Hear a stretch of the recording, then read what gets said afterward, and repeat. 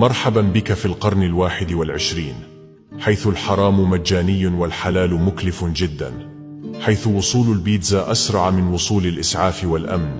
حيث فقدان الهاتف أكثر ألما من فقدان الكرامة، والملابس تحدد قيمة الشخص، حيث أصبح الوفاء وأصحابه من الطراز القديم، حيث أن المال هو تمثال الحرية والعدالة والمساواة. مرحبا بك في هذا العصر الموحش، حيث أصبح الكذب موضة، والخيانة ذكاء، والفقر عيب، والعري قمة الأناقة والحرية، والحشم قمة التخلف، والجمال هو عامل الجذب الأول، وكسر الخاطر أصبح صراحة، وجبر الخواطر أصبح طيبة وهبلا،